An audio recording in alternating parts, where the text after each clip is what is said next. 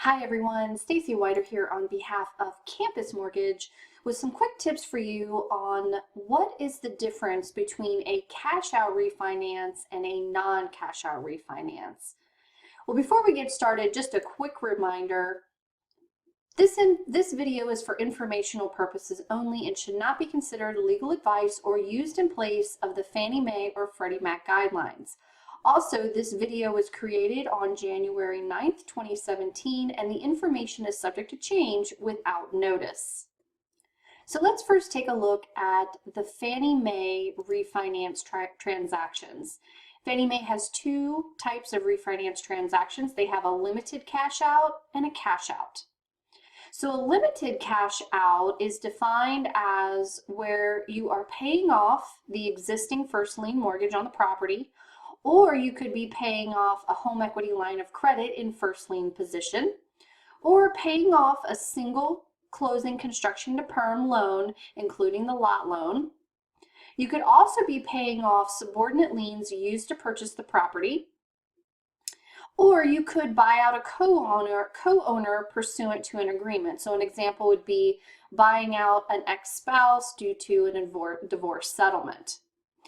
And then another characteristic is that for a limited cash out refinance, the cash back at closing to the borrower must be the lesser of 2% of the new loan amount or $2,000.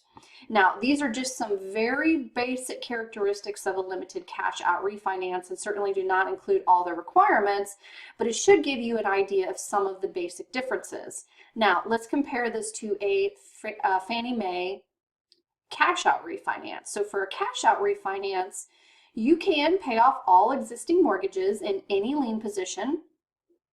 You can also open a new mortgage on a property with no current liens.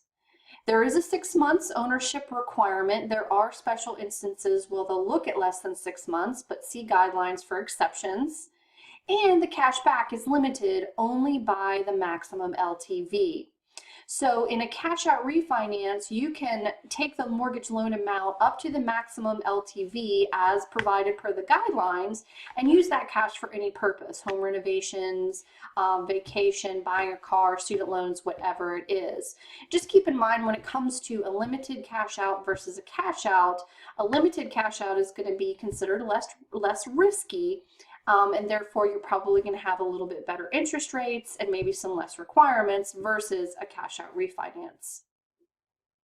Now let's talk about the Freddie Mac refinance transactions. Very similar, but they call them something a little bit different. So they have a no cash out refinance and a cash out. So the no cash out refinance, very similar to Fannie Mae. You can pay off any existing first lien mortgage. You can pay off a construction conversion mortgage, a renovation mortgage, or any interim construction financing. You can pay off any junior liens, so that would be a second mortgage used only to purchase the property. So you can't do that combo of a first and second mortgage, roll it into one if that second mortgage wasn't used originally to purchase the property. Very important. And just like Fannie Mae, the cash back at closing must be the lesser of 2% of the new loan amount or $2,000.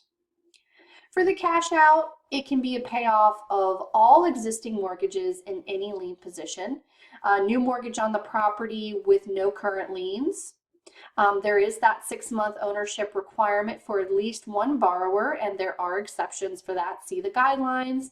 But again, your cash out is only limited by the maximum LTV, and there are no requirements for how you're going to use that cash out. Again, it could be home renovations, vacations, buying a car, whatever it is. All right, everyone. Well, that's all for now. Thanks so much for watching. For more tips and videos, please visit campusmortgage.org and look for our weekly mortgage tips and videos designed for all mortgage professionals, including underwriters, processors, loan officers, closers, and post-closers. Have a great day, and we'll see you next time. Bye-bye.